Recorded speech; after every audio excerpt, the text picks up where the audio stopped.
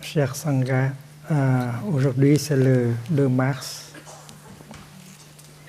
de l'an 2001 et nous sommes dans la salle de méditation dite Assemblée des étoiles. Vous êtes des étoiles du temple Nectar du Dharma. C'est la deuxième journée de notre retraite francophone. Nghe rõ.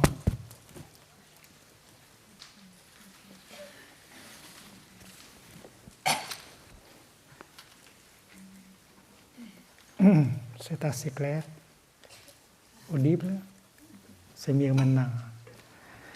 Écoutons Victor Hugo. Aimons toujours, aimons encore. Lorsque le flot dit au rivage, ce que le flot dit au rivage, ce que le vent dit au vieux monte, ce que l'astre dit au nuage, c'est le mot ineffable. Aimons. L'amour fait songer, vivre et croire. Il a pour réchauffer le cœur. Un rayon de plus que la gloire. Et ce rayon, c'est le bonheur. Aime. Qu'on les loue ou les blâme, toujours les grands cœurs aimeront. Joins cette jeunesse de l'âme à la jeunesse de ton front. Les contemplations. Visualisons un couple qui marche, amoureux.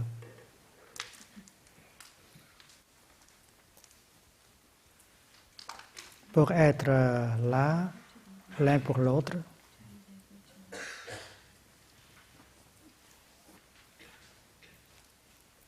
il y a une pratique.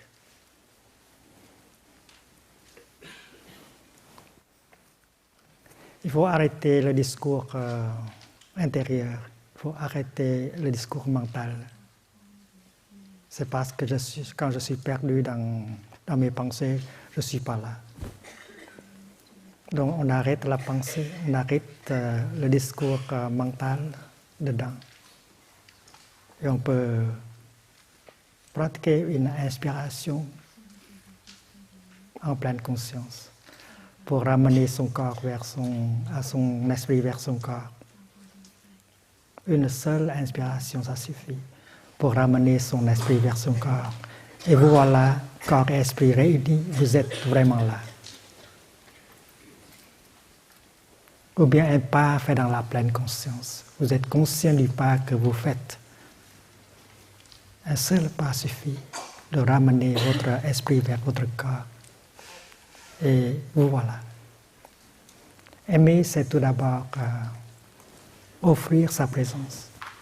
Comment vous pouvez aimer si vous n'êtes pas là? Aimer, c'est être là. C'est tout simple.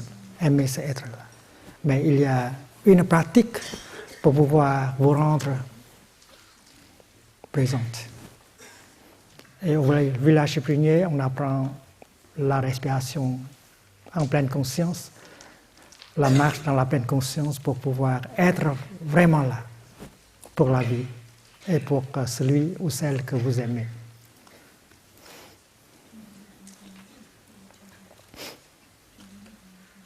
Alors quand vous êtes là, grâce à la pratique de la respiration consciente et de la marche de la pleine conscience, vous pouvez reconnaître ce qui est là aussi.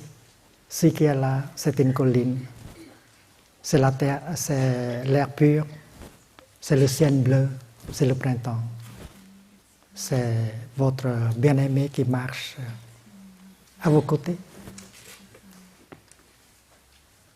Donc, quand on est là, on peut reconnaître la présence de l'autre, l'objet de votre amour. Une personne, une communauté, une planète.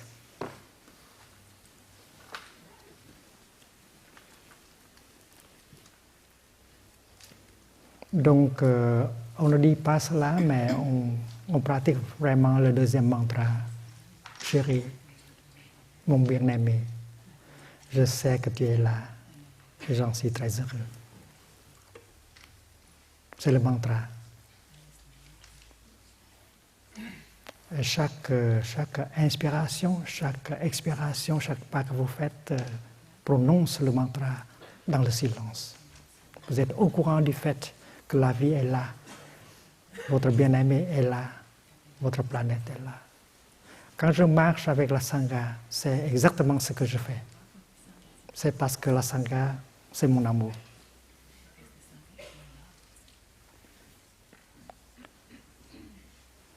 Le 21e siècle peut être visualisé comme une colline. Nous montons, nous ascendons à la colline du siècle comme une Sangha. On fait la marche méditative chaque jour ici en Sangha. Tout le monde marche. Et on coule comme une rivière. On devient un seul corps. Et c'est possible. Et l'énergie collective générée par cette pratique est tout à fait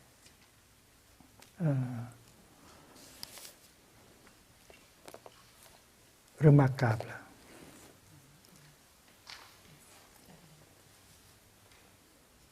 Elle peut nous nourrir, nous transformer.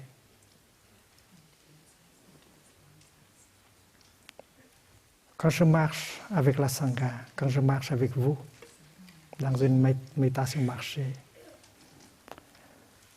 je porte mon attention vers mon inspiration, mon expiration et les pas que je fais. Comme ça, je suis vraiment là pour moi-même et pour ma Sangha.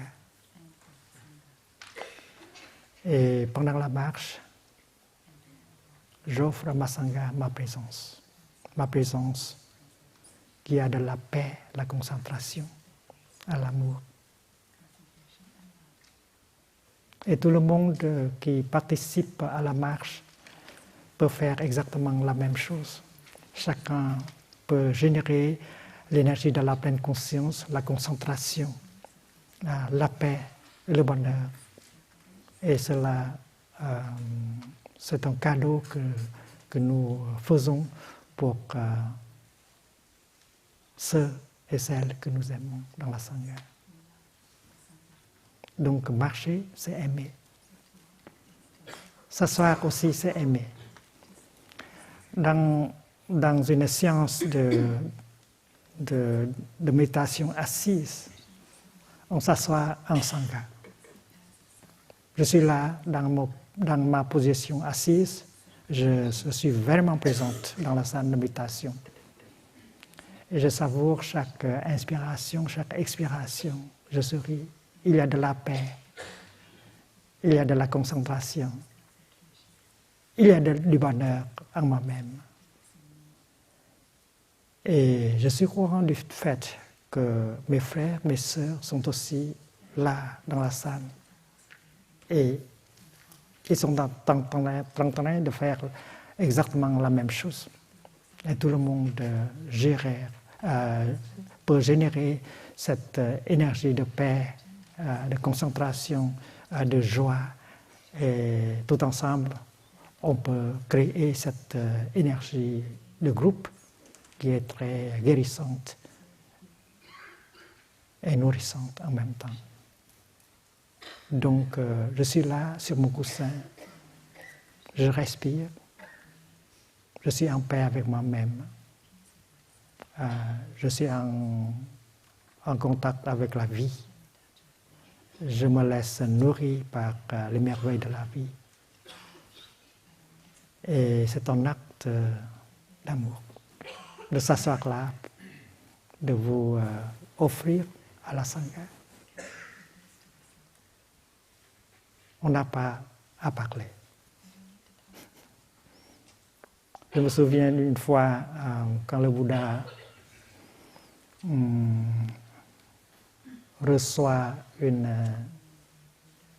quelques centaines de moines qui sont venus le visiter.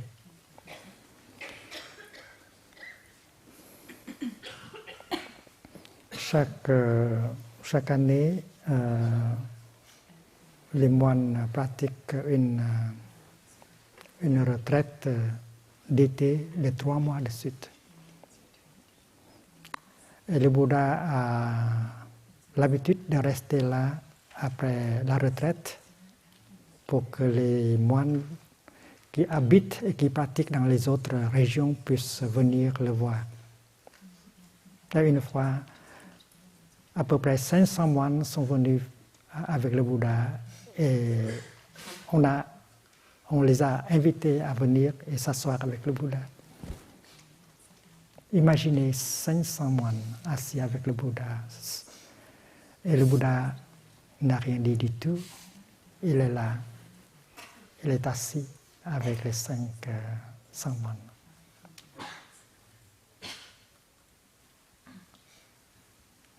C'était à 6 heures du soir.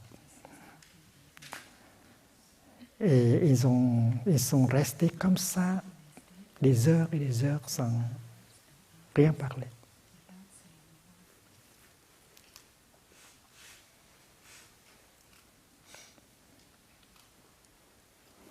Le vénérable Ananda est venu chuchoter à l'oreille du Bouddha.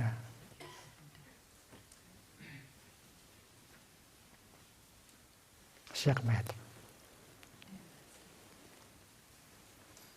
c'est déjà 10 heures. C'est tard dans la nuit. Est-ce que vous avez quelque chose à dire à mes frères? Le Bouddha reste silencieux. Et quand minuit sonne, Ananda est venu encore une fois et chuchoté dans l'oreille du Bouddha. C'est minuit déjà, mon maître. Est-ce que vous avez quelque chose à dire? Et le Bouddha est resté silencieux. Ils se sont réunis. Ils sont assis ensemble comme ça pour offrir leur présence les uns aux autres. C'est une bonne pratique, c'est une pratique très profonde.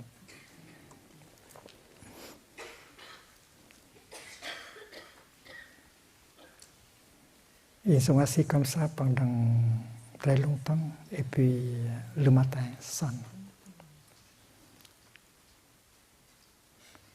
Le Bouddha a dit ceci à Ananda. Qu'est-ce que vous voulez que je dise aux moines, à vos frères? C'est un grand bonheur de s'asseoir ensemble comme ça, dans le silence. C'est comme s'asseoir dans la brise du printemps. Il y a de l'amour,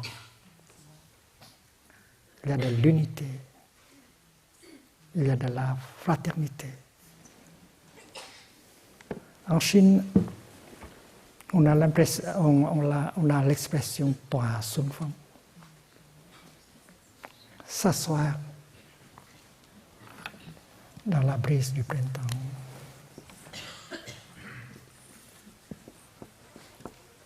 S'asseoir.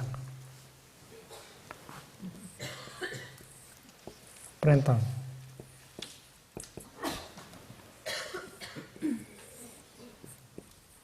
La brise, le vent du printemps. On s'assoit ensemble et on sent la brise du printemps. Donc une session de méditation assise véritable doit se dérouler comme ça. Il y a de la pleine conscience, il y a de la concentration, il y a l'amour. Vous êtes là pour vous-même, vous êtes là pour les autres. Il y a de la fraternité, il y a de l'amour. C'est très nourrissant. C'est la vraie pratique de la méditation assise. Ce n'est pas une corvée, c'est le plaisir.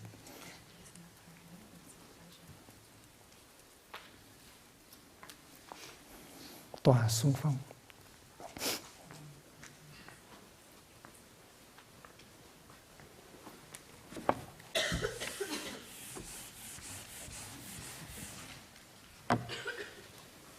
J'ai parlé de l'assise, c'est parce que hier nous avons déjà parlé de la marche. Les amoureux qui marchent l'un à côté de l'autre. Ils arrêtent la pensée, le discours intérieur. Ils se sont concentrés sur leur pas, leur respiration. Ils sont là, l'un pour l'autre. Il y a de l'amour, il y a du bonheur, grâce à la pleine conscience. La pleine conscience nous permet d'être au courant de ce qui se passe. Ce qui se passe, c'est que je suis là. Et mon bien-aimé est là avec moi. Et les merveilles de la vie sont aussi là en ce moment. Et cette pleine conscience me rapporte beaucoup de bonheur. Et c'est pourquoi dans le bouddhisme, on dit que la pleine conscience est une source de bonheur. Et la pleine conscience ne se vend pas au marché, au supermarché. Il faut la générer par la marche méditative ou bien la respiration en pleine conscience. C'est méditer, c'est avant tout générer l'énergie dans la pleine conscience. La pleine conscience nous permet d'être là et entrer en contact avec ce qui est là, les merveilles de la vie, y compris votre bien-aimé. C'est simple. Et tout le monde peut le faire. Une inspiration, ça suffit pour ramener l'esprit vers le corps, pour vous rendre vraiment présente et vivante. Et quand vous êtes là, vous pouvez reconnaître la vie, les merveilles de la vie et la présence de votre bien-aimé. Donc on marche comme ça en silence, mais il y a beaucoup de bonheur. La même chose est vraie avec l'assise. On est assis, on ne dit rien, mais on offre sa présence. C'est parce qu'on sait comment être là pour celui, pour celle que nous aimons.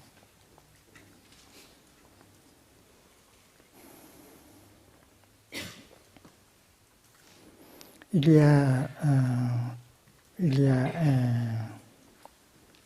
y avait un industriel qui a fabriqué une pilule très sophistiquée. Et si on prend une pilule comme ça, on n'a pas à boire pendant toute une semaine. On n'a pas besoin de boire toute une semaine. C'est une histoire racontée dans Le Petit Prince. Et si vous achetez cette pilule, alors vous pouvez économiser 53 minutes par semaine. Et le Petit Prince a demandé, qu'est-ce que vous faites avec les 53 minutes? 6 mois, si j'ai 53 minutes, je me mis à marcher vers une fontaine.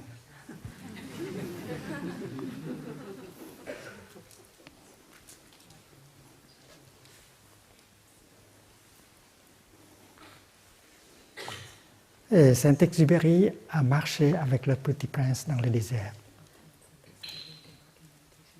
pendant la nuit.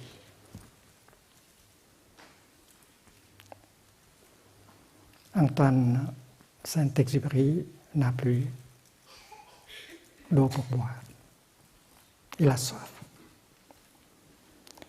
C'est pourquoi il est d'accord avec le Petit Prince marcher pour pouvoir trouver un puits dans le désert. Mais comment on peut trouver un puits dans le désert? Dans la lumière procurée par la lune, le désert est beau. Le Petit Prince dit, regarde comme le désert est beau, ça scintille. Ça veut dire qu'un puits est caché quelque part dans le désert.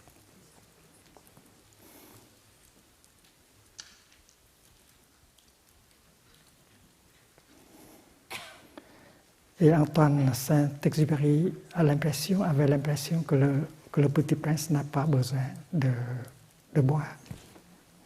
Mais ce n'est pas vrai. Quand on regarde le Petit Prince avec cette idée, le Petit Prince comprend toujours et dit, moi aussi, j'ai soif.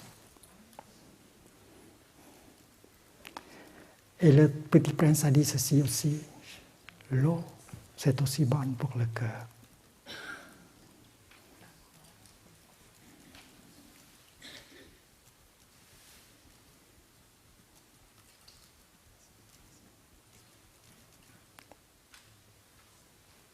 Quand vous marchez dans la pleine conscience, avec chaque pas, vous pouvez déjà vous mettre en contact avec le puits. Ce puits est dans le cœur. Cette eau est dans le cœur. C'est l'amour. Quand vous faites un pas comme ça dans la pleine conscience, vous êtes en contact avec les merveilles de la vie, avec vous-même, avec les merveilles de la vie, avec la personne que vous aimez. Donc, vous buvez cette eau qui est bonne pour votre cœur. Le puits est là, à chaque pas, à chaque respiration.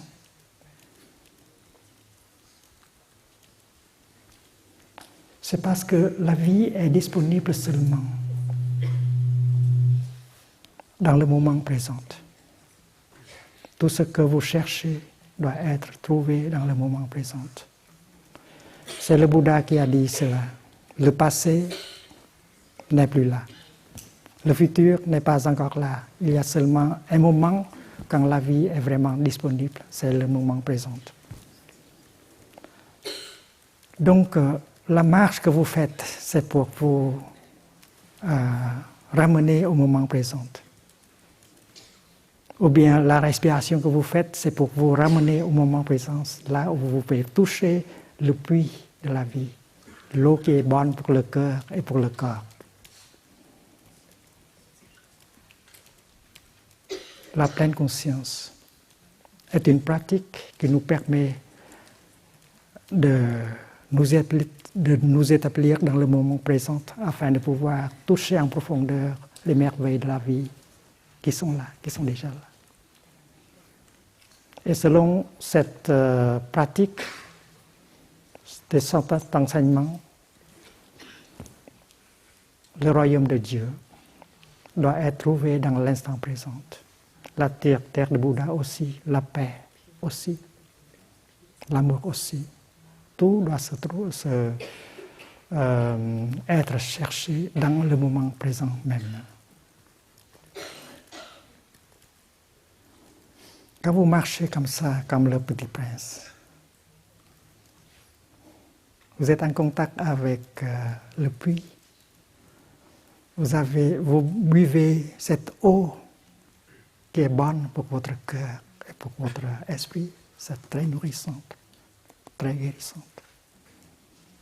Vous marchez en amoureux et vous nourrissez les merveilles de la vie.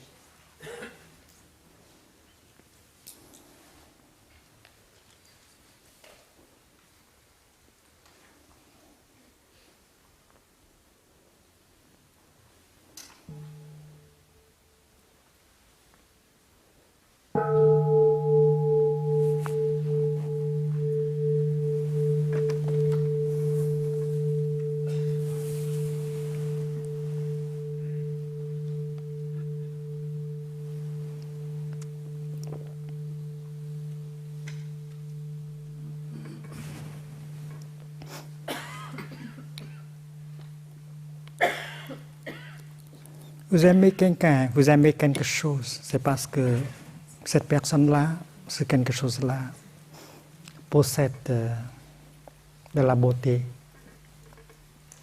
de la bonté.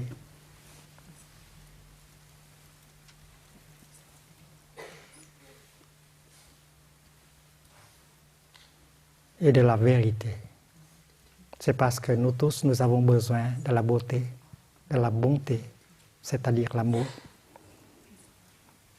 et de la vérité. Et aimer, c'est offrir à l'autre personne ce qui est beau en vous, ce qui est bon en vous et ce qui est vrai en vous. Donc aimer, c'est cultiver ces choses-là. Au village du Prunier, on a la pratique des cailloux. Chaque enfant a 4 cailloux. Et le premier caillou représente une fleur. L'enfant met le caillou dans le paume de sa main gauche et fait une respiration. C'est parce que le premier caillou représente une fleur. J'inspire, je me vois comme fleur. J'expire, je me sens fraîche comme une fleur. Et l'enfant fait une inspiration, une expiration, et 3 fois comme ça pour cultiver la fraîcheur. C'est parce que l'homme est une fleur, la race humaine. Nous sommes nés comme des fleurs. Regardez un enfant, c'est vraiment une fleur. Ses yeux, son visage, sa bouche, sa main, tout se ressemble à une fleur. Nous sommes nés comme des fleurs dans le jardin de l'humanité. Mais il y a ceux ou celles d'entre nous qui savent comment entretenir et garder notre florescence pour rester fraîche, jolie, tendre, aimable. Donc la pratique de la fleur, c'est très important. Il faut chercher à restaurer cette florescence, cette fraîcheur, cette beauté qui est en nous. Il faut bien s'occuper de son corps. Il faut bien s'occuper de son esprit. Il faut bien les nourrir. J'inspire. Je me vois comme fleur dans le jardin de l'humanité. J'expire, je me sens fraîche. On restaure la fraîcheur. Et c'est parce qu'on a besoin de cette fraîcheur pour soi-même et on peut en offrir à l'autre personne. Si vous avez de la fraîcheur, de la beauté, alors vous avez quelque chose à offrir à votre bien-aimé, au monde. Le deuxième caillou représente une montagne. Et l'enfant pratique comme ceci. J'inspire, je me vois comme une montagne. Il y a une montagne en nous. Et j'expire, je me sens solide. Une montagne est solide. Le vent ne peut pas balayer une montagne.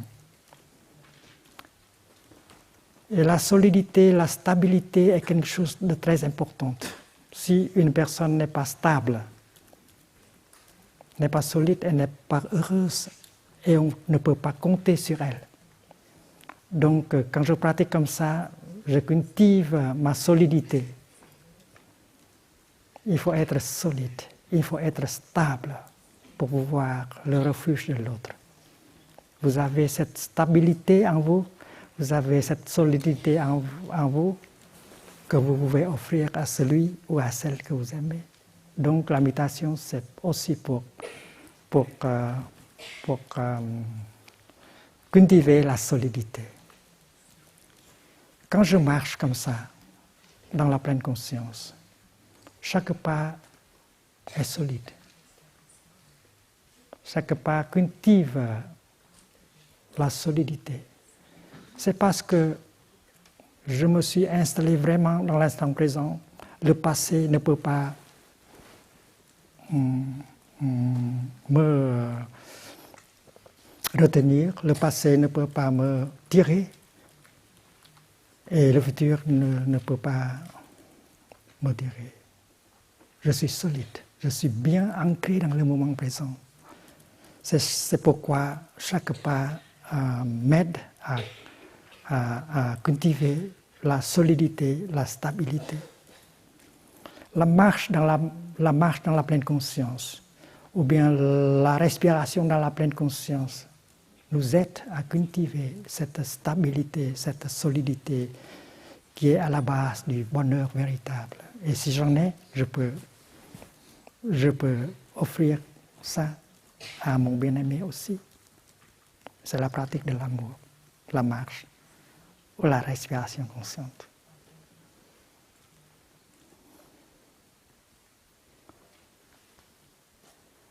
Et après avoir respiré 3 fois avec le deuxième caillou, l'enfant entame la pratique du troisième caillou, qui représente l'eau tranquille. J'inspire, je me vois comme eau tranquille. Et j'expire, je reflète les choses telles qu'elles sont. Quand on est calme, quand on est en paix, on voit les choses d'une manière très claire. On n'est pas victime des perceptions erronées, déformées. Donc quand l'eau est tranquille, elle reflète la lune parfaitement. Et c'est pourquoi j'ai besoin de la paix, j'ai besoin de la sérénité, j'ai besoin du calme pour être heureux. Et quand je suis calme, quand je suis paisible, je suis heureux et je peux offrir cela à mon bien-aimé. La paix. La paix, c'est quelque chose qu'on peut aider l'autre, qu'on peut offrir à l'autre.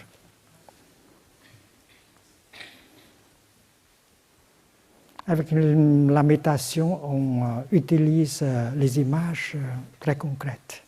Tout d'abord, une fleur représentant la fraîcheur, la beauté, et puis une montagne qui représente la solidité, la stabilité, et maintenant l'eau tranquille qui représente le calme, la sérénité, la paix. Il faut cultiver la paix. Et dans la pratique, nous avons des enseignements qui nous aident à cultiver ces choses-là. La beauté, la stabilité et la paix. Le 4e caillou, avec lequel l'enfant pratique, représente l'espace.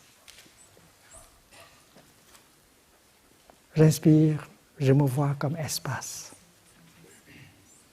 J'expire, je me sens libre. La personne heureuse est la personne qui a beaucoup d'espace dans son cœur. et autour de lui, autour d'elle. Donc, méditer, c'est aussi cultiver la liberté. Liberté, ce n'est pas de la liberté politique qu'on parle ici. C'est la liberté vis-à-vis de la peur, vis-à-vis de l'angoisse, vis-à-vis de la colère, vis-à-vis de la jalousie.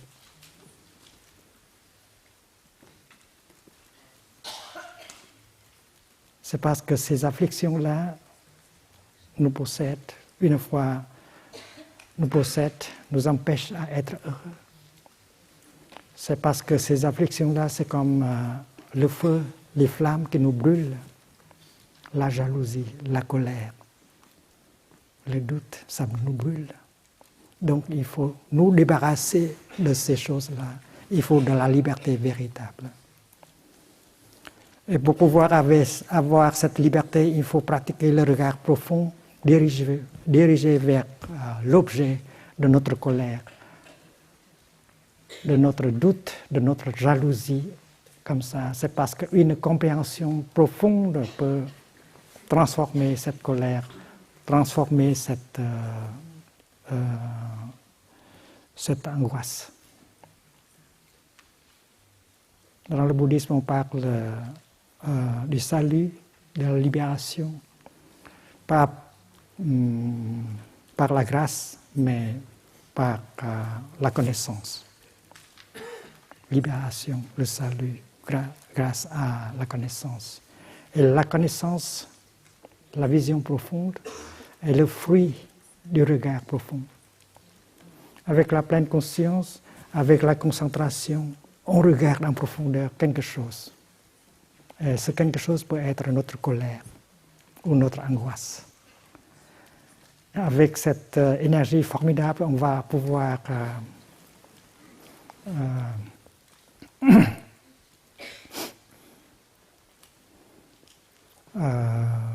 faire une percée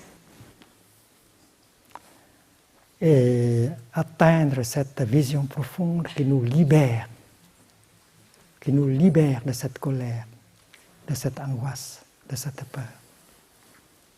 Donc, la méditation nous aide à cultiver la liberté. Il n'y a pas de bonheur véritable sans la liberté. Et il faut s'offrir de la liberté. C'est parce que si on n'est pas libre, on ne peut pas être heureux. On peut mesurer le bonheur d'une personne avec sa liberté. Sa liberté vis-à-vis des choses mondaines, comme la colère, la peur, la jalousie, etc.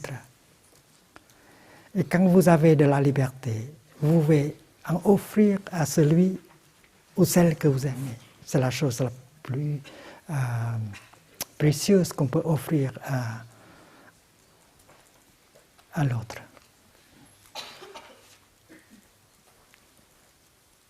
Il faut, si vous aimez quelqu'un, il faut lui offrir de l'espace dans son cœur et autour de cette personne-là.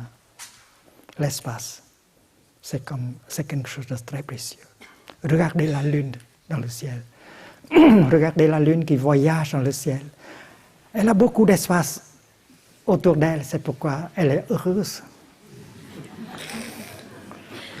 Et c'est pourquoi il faut se procurer de cet espace-là dans notre cœur et autour de nous. On doit se débarrasser des choses qui nous enchaînent. Et si vous parvenez à avoir de l'espace dans votre cœur, vous pouvez en offrir à votre bien-aimé. C'est la méditation des cailloux. Il y en a seulement 4. La fleur, la montagne, l'eau tranquille et l'espace.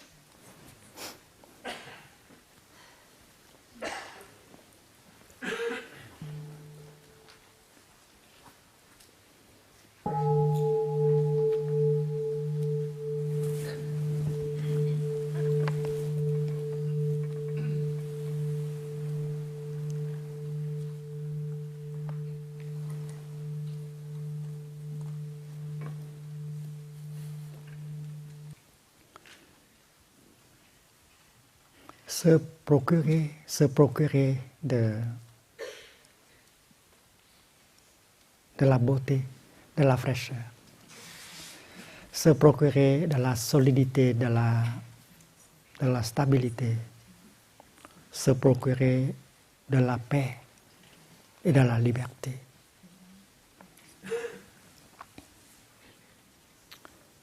Vous avez beaucoup de choses à offrir à votre bien-aimé.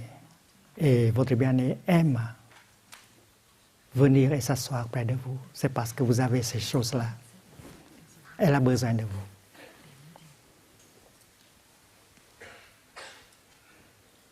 Et puis vous avez cette occasion de partager la pratique. C'est parce que vous voulez que cette personne-là puisse se réjouir de la même chose. Si votre partenaire n'aime pas la pratique de la méditation que vous faites, c'est parce que vous n'avez pas réussi dans votre pratique.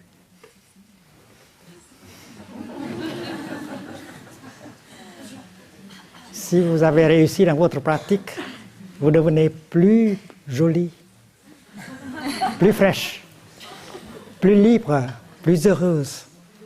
Et cette personne-là aura besoin de vous. Elle veut venir s'asseoir près de vous. C'est chose sûre. Donc, ce n'est pas nécessaire d'essayer de convaincre cette personne de votre pratique. Il faut bien pratiquer, c'est tout. Et cette personne-là va réaliser que cette pratique, ça marche pour vous et ça marche pour elle aussi.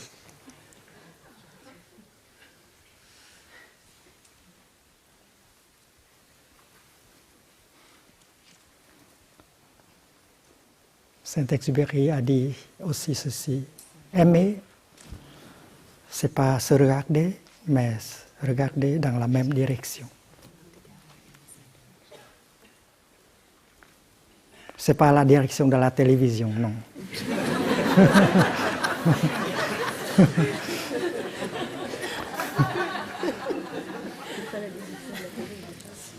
Au commencement, l'amour est très beau et on aime se regarder. Mais comme on n'a pas bien pratiqué, c'est pourquoi on n'a plus le plaisir de regarder l'autre. On souffre quand on regarde l'autre personne. C'est parce qu'on n'a pas su cultiver ces choses-là. La beauté, la paix, la liberté et la solidité. Maintenant, il n'y a plus de plaisir quand on se regarde. C'est pourquoi tous les deux doivent regarder la télé pour ne pas souffrir. C'est une tragédie. C'est une tragédie. Dans l'amour véritable, on doit se réjouir de la présence de l'autre. Même si on est en silence, même si on marche en silence ensemble, même si on s'assoit ensemble, même si la télé est éteinte. N'est-ce pas? Donc, regardez dans la même direction, c'est-à-dire tous les deux, vous pratiquez la même chose. Vous êtes catholique, vous êtes protestant, vous êtes bouddhiste, vous pouvez pratiquer la même chose. Une inspiration dans la pleine conscience, une expiration dans la pleine conscience, un pas dans la pleine conscience pour cultiver ces choses-là qui vous rendent joli, beau, libre, heureuse.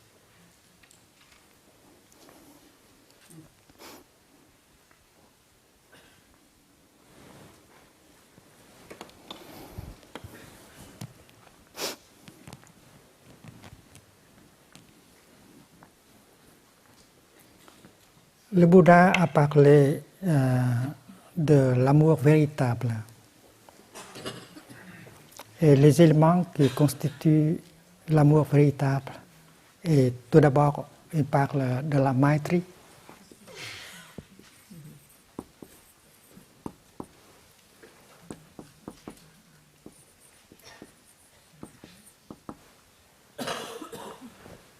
Maitri, ça vient du mot mitra, qui veut dire ami, l'amitié. L'amour, c'est tout d'abord l'amitié.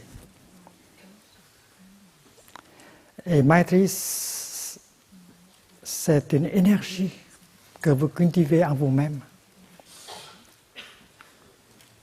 Maitri, c'est la capacité d'être heureux, de faire le bonheur d'un autre et de vous-même.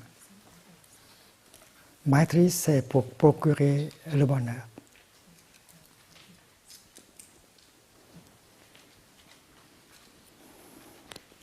Ensuite, on a la karuna.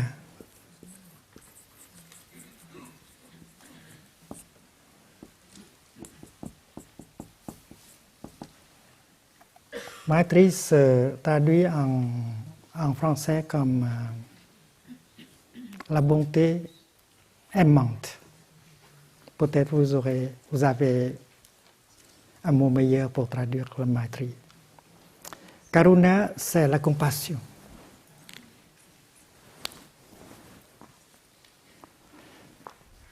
Le rôle de Maitri, c'est offrir le bonheur. Le rôle de Karuna, c'est transformer la souffrance. Il a la souffrance dans l'autre personne. Et avec votre Karuna, vous allez pouvoir aider cette personne à souffrir moins et à transformer sa souffrance.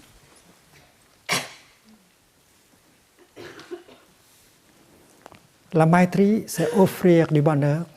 La Karuna, c'est transformer la souffrance. Le troisième élément de l'amour véritable dont le Bouddha parle, c'est la mudita.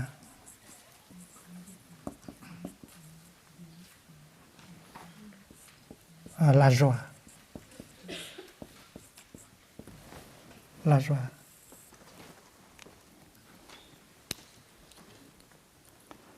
L'amour véritable procure toujours de la joie. Si vous pleurez et si vous faites pleurer l'autre personne, ce n'est pas l'amour véritable. Donc, on offre de la joie à soi-même et à l'autre personne. Et enfin, il y a la upeksha.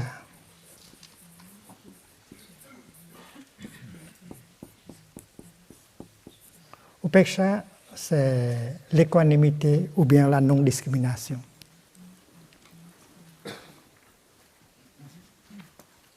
Upeksha, c'est l'absence de la ligne de démarcation entre celui qui aime et celui qui est aimé. Il n'y a plus de discrimination. Donc, upeksha peut se traduire comme non-discrimination.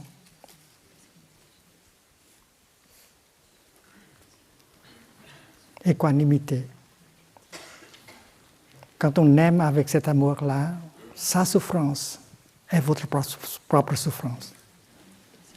Son bonheur, c'est votre bonheur. On partage, il n'y a plus de frontières.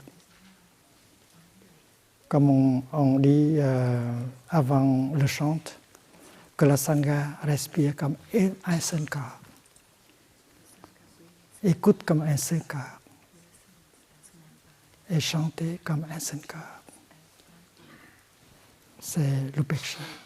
Quand vous êtes vraiment amoureux, quand vous pratiquez l'upeksha, vous êtes un, vous êtes une avec lui, avec elle. Et votre souffrance, c'est sa souffrance, votre bonheur, c'est son bonheur. Il n'y a pas de je et de toi, et de tu.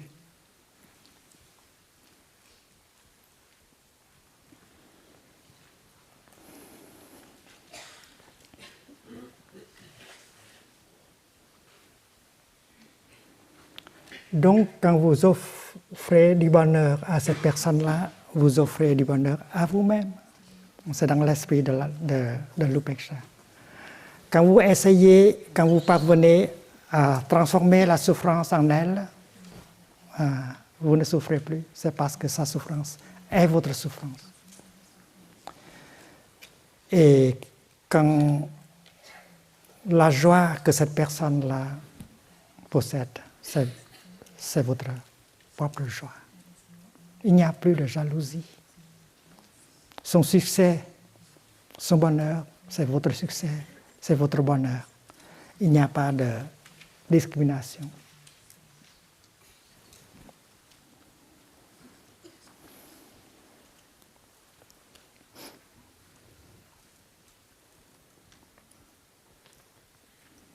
Et dans l'enseignement du Bouddha, la pratique de Maitri, comme la pratique de la Karuna, est très concrète.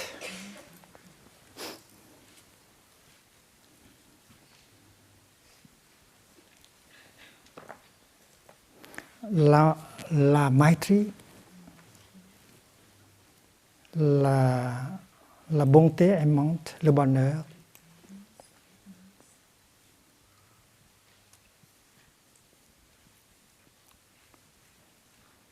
on doit se procurer de cela avant de pouvoir offrir à l'autre personne. L'amour véritable commence toujours avec soi-même. Comme la fraîcheur. Si vous voulez offrir la fraîcheur, vous devez avoir de la fraîcheur. Donc, vous offrez de la fraîcheur, de la beauté. Donc, la maîtrise, c'est pour vous d'abord. Et si vous réussissez, vous avez réussi, alors c'est très facile d'offrir à l'autre personne la même chose. Dans le bouddhisme, l'amour d'une autre personne commence toujours en nous-mêmes. Il faut cultiver ces qualités avant de pouvoir les offrir à l'autre personne.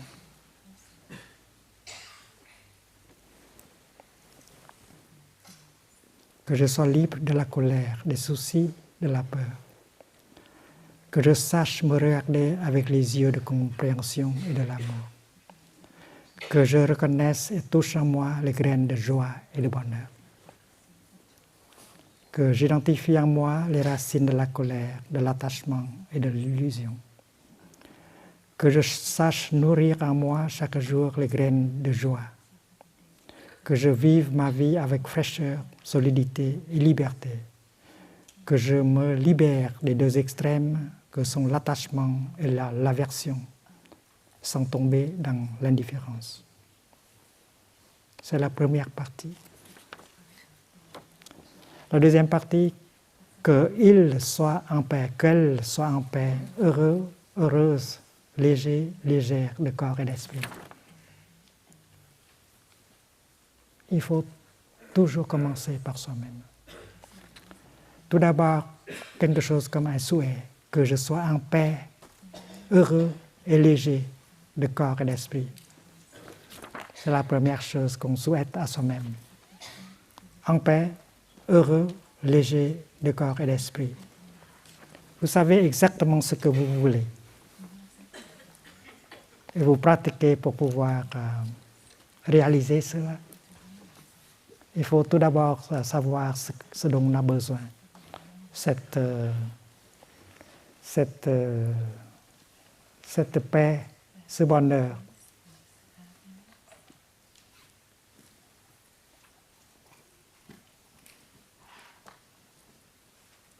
Et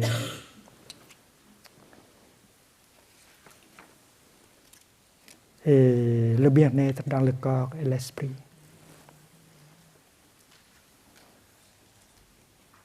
Et quand on séjourne au village coutumier ou bien dans un centre de pratique, on sait comment marcher, on sait comment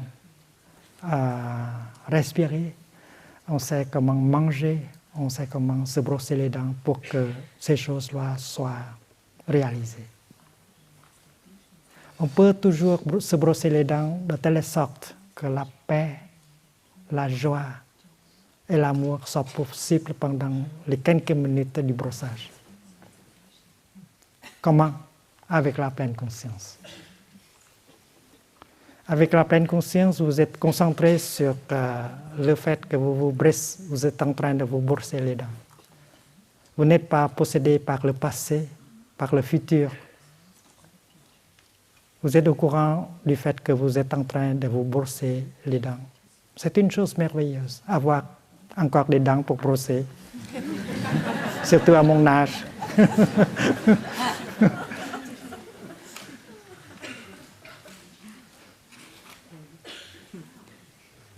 Et se brosser les dents dans la pleine conscience, ça va procurer du bonheur, de la paix aussi, la fraîcheur, la fraternité.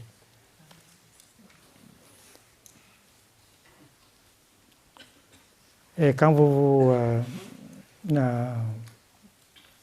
prenez le thé, vous prenez le thé dans la pleine conscience.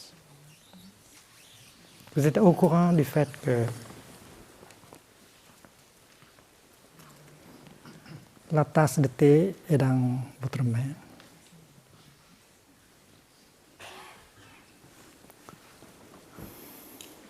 Et avec la pleine conscience, vous réalisez que vous êtes là, vivante, que vous êtes en train de boire du thé. Seigneur, c'est une chose magnifique d'être là, encore vivante, et tenant dans la main une tasse de thé et en boire. C'est pourquoi on a organisé des séances de cérémonie du thé. On passe 1 heure et 2 heures justement pour une tasse de thé. C'est parce qu'il y a la présence, notre présence, la présence de l'autre. Et à chaque moment, avec l'inspiration, l'expiration, la pleine conscience, on goûte, on savoure chaque minute qu'on est ensemble. C'est la cérémonie du thé, c'est pour cela. Une tasse de thé, 1 heure, 2 heures, pour célébrer la vie, pour célébrer la fraternité, célébrer l'amour. C'est parce que vous êtes là et votre bien-aimé est là. Et les merveilles de la vie, ce sont là. Donc, il faut bien s'arrêter. Il faut bien s'arrêter pour pouvoir vivre. Il y a une course entamée par nous-mêmes qui nous empêche de vivre en profondeur chaque moment de notre vie. Nous avons l'impression que le bonheur n'est pas possible maintenant. Il faut aller en avant, il faut aller dans le futur pour pouvoir chercher quelques autres conditions pour le bonheur. Le bonheur n'est pas possible maintenant. Alors vous êtes engagé dans une course. Et cette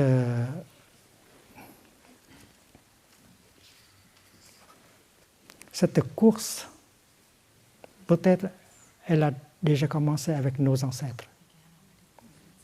Et nous en avons l'habitude de courir. Courir toute la vie. Et le Bouddha a dit ceci: chers amis, le bonheur est possible dans le moment présent. Dans un discours, dans un enseignement donné aux hommes d'affaires, le Bouddha a dit: messieurs, le bonheur est possible dans le moment présent. Il a utilisé l'expression 5 fois dans l'enseignement. Drishta Dharma Sukha Vihara. Vivre heureusement dans l'instant présent. Et c'est l'essentiel de l'enseignement du Bouddha. Alors, quand vous marchez avec l'homme, avec la femme que vous aimez, il faut vous arrêter. Vous marchez, mais vous êtes déjà arrêté. Vous avez arrêté la course, la poursuite de quelque chose dans le futur. Vous êtes vraiment là, vous êtes déjà arrêté. Dans le bouddhisme, dans la méditation bouddhiste, l'arrêt, c'est très important. L'arrêt fait partie intégrale de la méditation.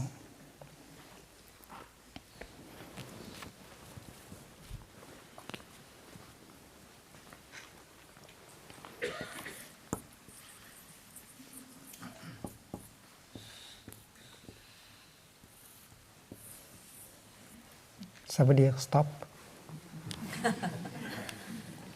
Si vous voyagez en Chine, vous verrez beaucoup de signes comme ça.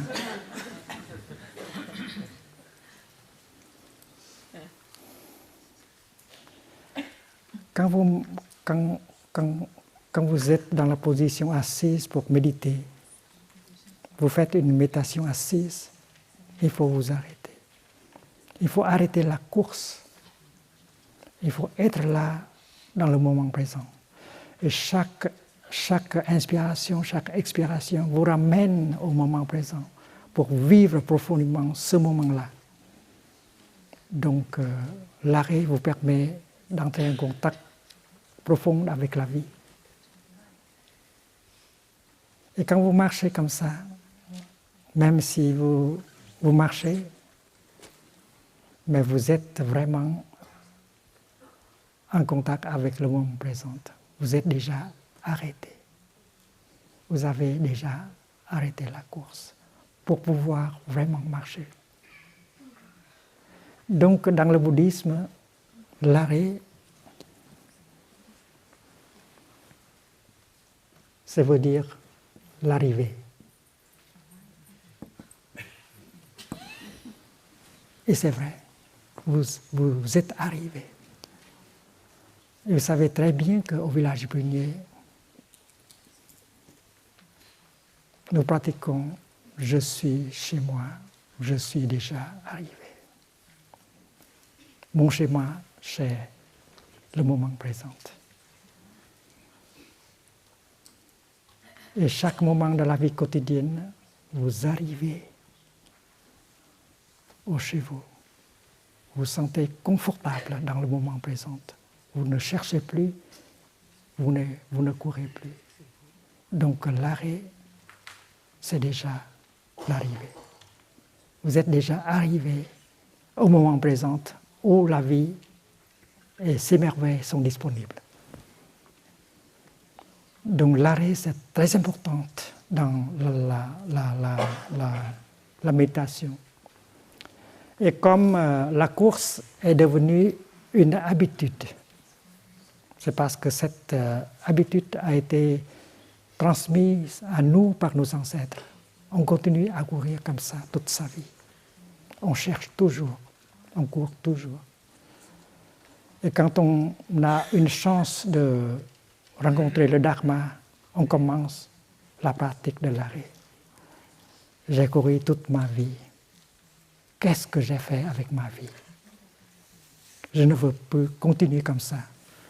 Je veux m'arrêter pour vraiment vivre. Et comment arrêter? Comment s'arrêter?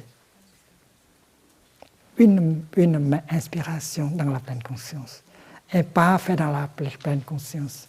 Un brossage des dents dans le moment présent. Tout ça a pour but de vous aider à vous arrêter et commencer à vivre vraiment votre vie quotidienne en profondeur. Nous avons besoin de cette énergie appelée pleine conscience, smriti.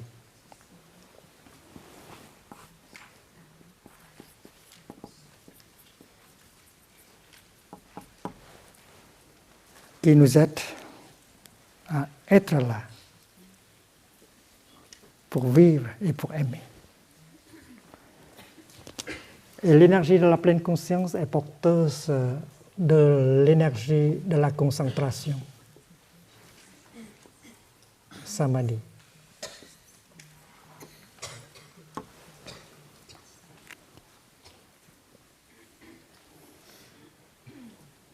Et quand la pleine conscience et la samadhi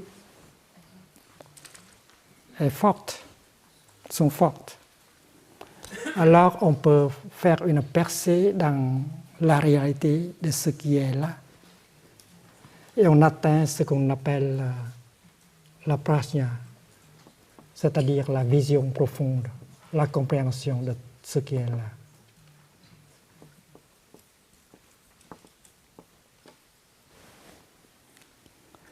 Et c'est la prajna, la vision profonde de ce qui est là, qui nous libère de notre peur, de notre angoisse, de notre colère, et nous rend nous rend libres.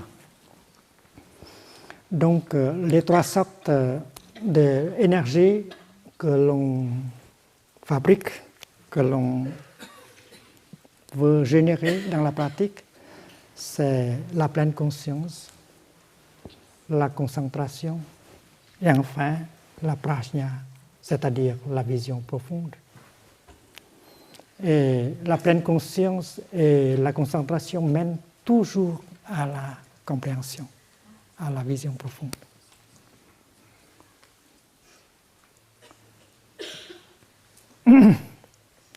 Donc, quand Michael Jackson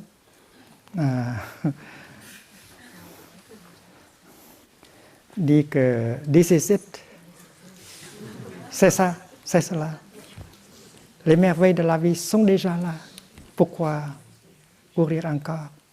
Et il faut s'arrêter pour pouvoir commencer à vivre. C'est cela, this is it. Michael est encore là. Il faut vivre pour lui. L'instant présent. Le royaume de Dieu, la terre pure du Bouddha, la liberté, le bonheur, l'amour, ça se trouve dans l'instant présent. Et il faut revenir à l'instant avec la pratique.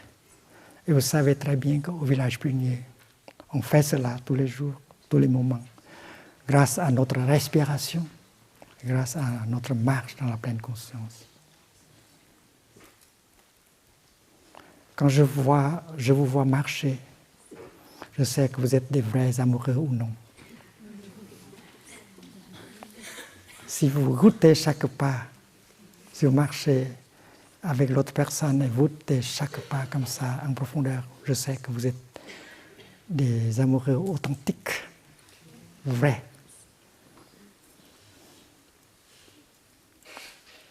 Et c'est faisable. Très agréable à faire. C'est facile. Et ça ne coûte rien. Générer l'énergie de la pleine conscience, la concentration, et vous réjouir de la marche, de l'assise, avec votre bien-aimé.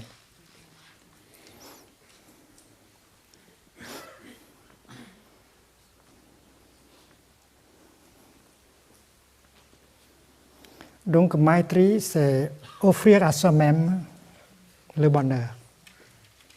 Aimer, c'est offrir du bonheur. Avant tout, à vous-même. Et si vous pouvez le faire, vous pouvez offrir cela à l'autre personne. Vous vous offrez une retraite de pleine conscience. Et après avoir pratiqué comme ça, vous pouvez offrir à l'autre personne une retraite de pleine conscience pour qu'elle puisse aussi goûter ce bonheur, cette paix, cette sérénité grâce à la pratique. Karuna, c'est pour transformer la douleur. Il y a de la douleur, de la souffrance en soi-même. Vous voulez aider l'autre personne à souffrir moins, très bien. Mais il faut savoir comment faire avec vous-même. Il y a de la souffrance en nous-mêmes. Et cette souffrance reflète la souffrance du monde. Alors il faut se retourner à soi-même et prendre contact avec cette souffrance-là. Il faut écouter votre propre souffrance.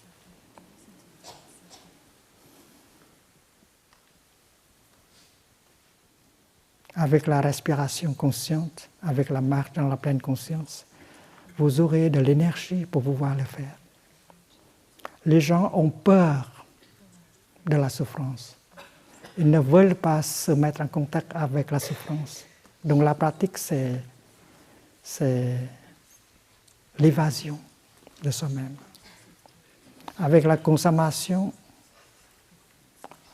on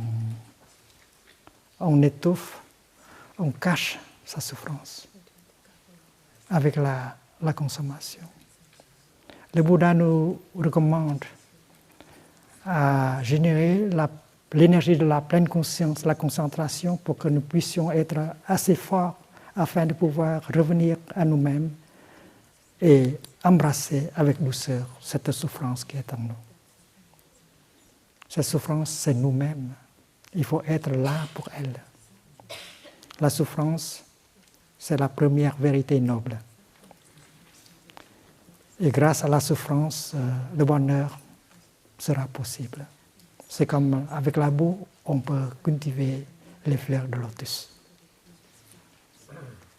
Il faut savoir trouver les fleurs de lotus dans la boue. Il faut apprendre à faire le bonheur à partir de la souffrance. C'est l'enseignement du Bouddha. Il faut commencer par la souffrance. Il faut être assez brave pour pouvoir revenir à soi-même et écouter sa propre souffrance pour pouvoir la comprendre. Et si vous êtes armé, équipé par l'énergie de la pleine conscience, à la concentration, vous n'aurez plus peur, vous pouvez rentrer et embrasser en douceur avec cette souffrance-là. Et si vous avez une sangha avec laquelle vous pratiquez, ce sera beaucoup plus facile. C'est parce qu'avec cette énergie collective de pleine conscience de la sangha, vous pouvez aisément, avec facilité, reconnaître et embrasser cette douleur en vous. Vous êtes venu avec la sangha, vous dites ceci: chère sangha, voici ma peine, voici ma douleur, aide-moi à embrasser cette douleur en moi. Et tout le monde va vous aider. Il faut se servir de l'énergie collective de la sangha pour pouvoir le faire si vous êtes un débutant.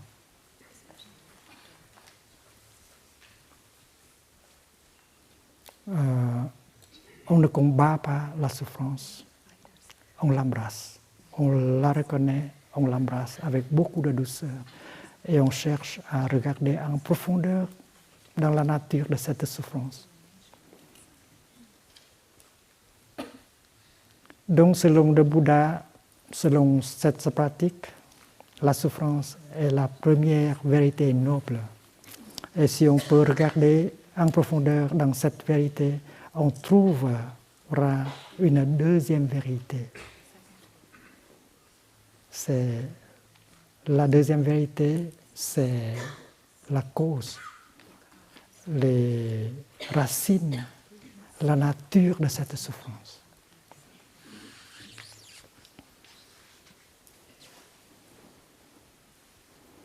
Vous savez maintenant comment cette souffrance est faite en termes de nourriture. Vous avez nourri cette souffrance. Vous avez autorisé cette souffrance de s'installer et vous avez continué à nourrir cette souffrance. Vous avez vécu en telle sorte, vous avez consommé en telle sorte que cette souffrance est devenue une réalité. Et la manière de vivre la manière de nourrir cette souffrance, c'est la deuxième vérité. Quand vous regardez la souffrance en profondeur, vous pouvez découvrir la deuxième vérité, la cause, la nature de la souffrance, comment la souffrance a été nourrie.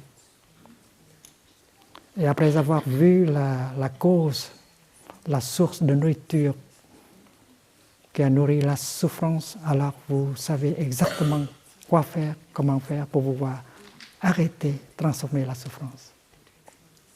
La source de nourriture, il faut couper. Il faut vivre autrement. Il ne faut plus alimenter cette souffrance. Et cette pratique va vous amener au bonheur, c'est-à-dire la transformation de la souffrance. Et la karuna, c'est cela. La karuna, c'est avec la pleine conscience, avec la concentration, on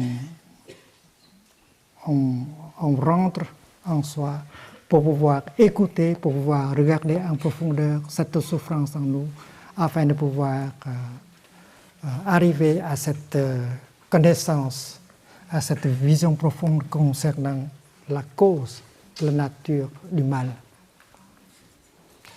Et cette compréhension va pouvoir vous libérer. Donc, quand on comprend la souffrance, on souffre moins tout de suite. Il y a un soulagement.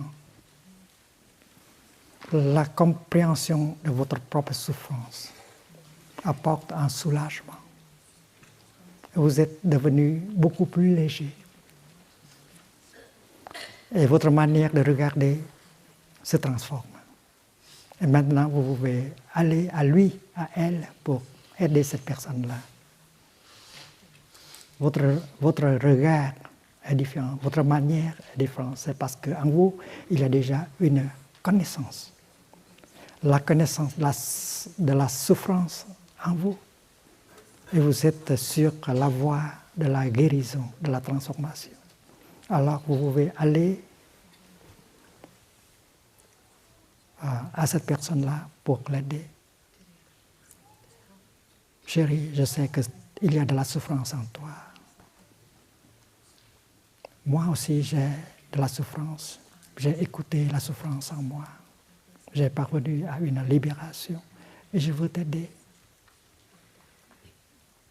Dis-moi, chérie, parle-moi de ta souffrance. Je veux comprendre, je veux t'aider. Il faut que nous embrassions notre souffrance et regarder en profondeur dans la nature de cette souffrance afin de pouvoir comprendre. Moi, je suis là pour t'aider. Je pratique avec vous. Et c'est là le parler aimante que vous pratiquez afin de pouvoir aider l'autre personne. Avec la marche, avec la respiration, vous allez pouvoir reconnaître cette souffrance en elle, ensemble, et parvenir à une compréhension de cette souffrance-là. Et l'autre personne va avoir aussi un soulagement, comme vous.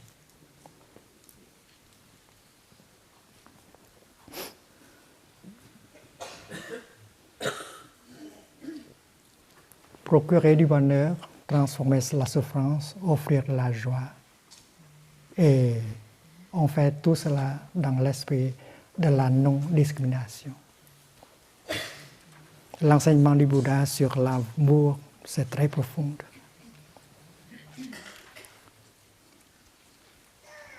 Et votre amour grandit toujours, chaque jour. Les 4 éléments ici, Maitri, Karuna, Mudita, Upeksha, sont appelés les 4 illimités. C'est parce que ça peut grandir, ça peut développer à l'infini. Donc cet amour est appelé l'amour sans frontières.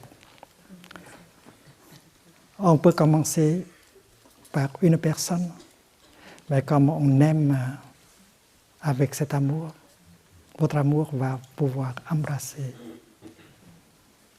les autres personnes, la Sangha, l'humanité tout entière, la planète. Et Siddhartha a fait la même chose. Il a commencé par une personne. Il a fait des progrès et à la fin, il a embrassé tout le monde et toute cette planète comme son amour. Christian Andersen a écrit un petit conte que j'aime beaucoup. C'est l'histoire d'une fillette de 5 ans qui souffre. Une souffrance très profonde, selon elle. 5 ans déjà, 5 ans seulement. Ce jour-là, il y a 2 visiteurs qui sont installés dans une maison assez haute. Et de haut, ils ont observé. Là-bas, il y a une tannerie. Et il y a des enfants qui jouent dans la cour de la tannerie. Un chien vient de mourir. Et les enfants ont décidé de creuser un fossé pour enterrer le chien mort. Et après cela, ils ont voulu bâtir une tombe pour le chien. Ils ont servi de la terre, du sable, des pots de fleurs, une bouteille de bière au milieu. Ils aiment le tombeau. Et après avoir réalisé cela, tous les enfants commencent à danser autour de la tombe du chien. C'est tellement joli. Le garçon le plus grand, à 7 ans, il propose qu'on peut inviter tous les enfants dans la ruelle, dans le hameau, de venir pour visiter la tombe. Et chaque personne doit présenter un billet d'entrée. Et ce billet d'entrée, c'est un bouton du pantalon. Et chaque garçon porte un pantalon. Il n'y a pas de problème pour les garçons. Et pour les filles, il faut un garçon pour pouvoir obtenir un bouton. Alors chaque garçon invite une fille et comme ça, il doit arracher 2 boutons de sa pantalon pour billet d'entrée. Et chaque fois un enfant entre, il passe quelque temps, puis il ouvre la porte, il sort. Et tous les enfants de la ruelle ont vu la tombe du chien, sauf une petite fille de 5 ans. Cette petite fille-là était en haillon. Mais ses yeux sont bleus, c'est très agréable de la regarder. Mais personne ne l'a offert un bouton. Donc chaque fois qu'une personne entre, elle regarde. Et chaque fois qu'un enfant sort, elle regarde dedans. Mais elle n'est pas permise d'entrer parce qu'elle n'a pas un bouton. Et quand le dernier enfant est parti, elle s'assoit. Elle commence à se fondre en larmes. Elle souffre énormément. Elle pleure énormément. Si les grandes personnes ont de la souffrance, ils pleurent comme ça. Si c'est la souffrance la plus grande, la petite fille souffre comme ça. Et du point de vue des visiteurs, c'est parce que nous regardons de très haut, de très loin. Nous avons une autre idée. C'est une petite souffrance. Toute petite souffrance. Et pourquoi cette fille souffre profondément comme cela. Ne pas avoir un bouton, ne pas avoir une occasion d'entrer par la porte et regarder la tombe. Quand on est loin, quand on regarde une chose de très loin, on peut voir d'une manière plus claire. Qu'est-ce que nous faisons ici au village de Prunier? Qu'est-ce que nous cherchons ici? C'est une commune très éloignée de la France. Qu'est-ce que nous cherchons ici? Est-ce que notre partenaire est là avec nous ou bien elle est à la maison? Qu'est-ce qu'elle fait maintenant? Vous avez le temps pour songer à elle, pour imaginer ce que l'autre personne est en train de faire. Peut-être c'est ton père, c'est une mère, c'est ton frère, c'est une sœur, c'est ton ami. C'est ton partenaire. Qu'est-ce que cette personne fait en ce moment? Et vous pouvez regarder avec l'œil de votre esprit. Vous ne pouvez pas voir avec vos yeux maintenant, mais vous avez un œil dans votre esprit. Vous pouvez regarder avec cet œil et voir qu'est-ce que l'autre personne est en train de faire. Et 15 minutes suffit pour que l'amour déborde votre cœur.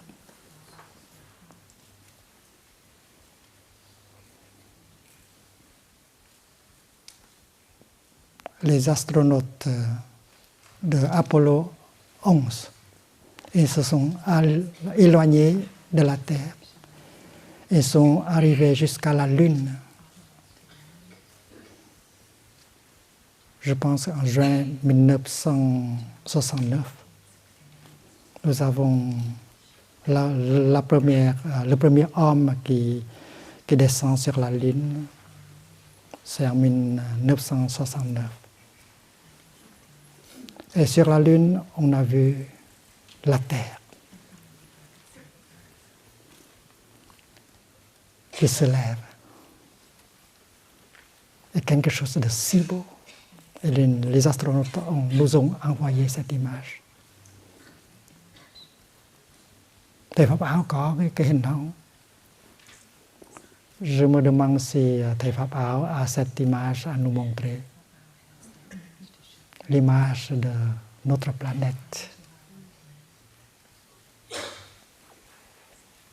Et je suis sûr que si vous regardez cette planète, vous verrez dans cette planète et vous verrez la personne que vous aimez maintenant dans cette planète.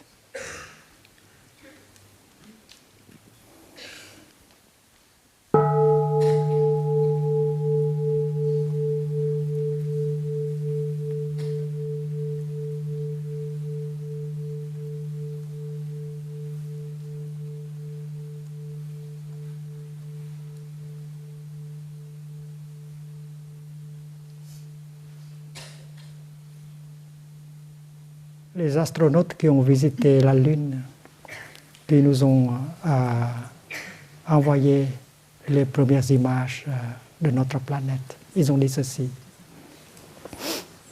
Nous sommes partis comme les techniciens, mais nous sommes revenus à la Terre comme des humanitaires. Il y a une grande transformation dans la personne des astronautes. Un amour est né. Notre planète est si belle, si précieuse, si fragile. Et nous sommes en train de la détruire par notre manière de vivre. Il y a de la guerre, de la violence. Et nous sommes dans la planète même. Et nous ne voyons pas cela.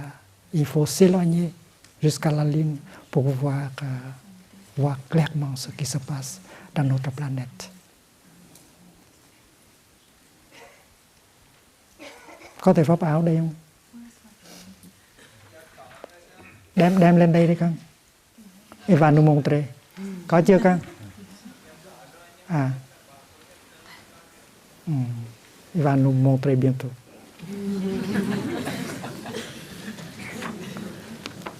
Est-ce possible de imprimer cette feuille? C'est méditation sur l'amour. Qu'ils soient en paix, heureux et légers de corps et d'esprit. Qu'ils soient sains et saufs dans leur vie quotidienne, à l'abri des accidents. On souhaite cela pour nous-mêmes et on les souhaite pour notre bien-aimé et on les souhaite pour tout le monde. Il y a 3 pas. L'amour commence avec moi-même. Et ça continue avec mon bien-aimé et puis avec tout le monde. C'est l'amour du Bouddha. Que je sois en paix, heureux et léger de corps et d'esprit. Que mon bien-aimé soit en paix, heureuse et légère de corps et d'esprit. Qu'ils soient en paix tous et toutes, heureux et légers de corps et d'esprit. Comme ça, on progresse dans la voie de l'amour. On commence toujours par soi-même.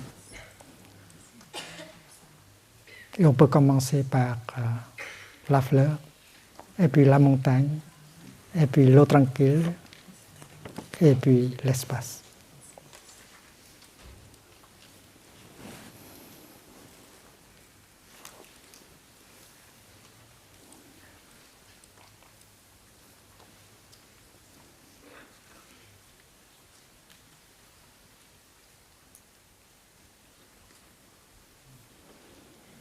Si vous êtes instituteur, si vous êtes parent, vous pouvez montrer cette image à vos étudiants, à vos enfants. Peut-être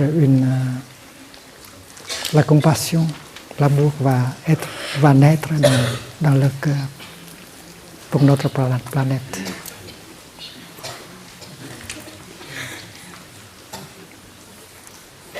Est-ce que vous connaissez la chanson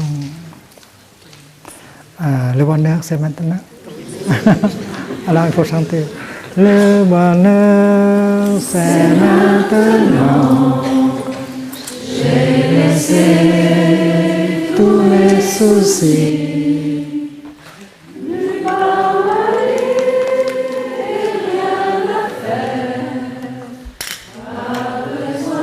C'est cái này cả.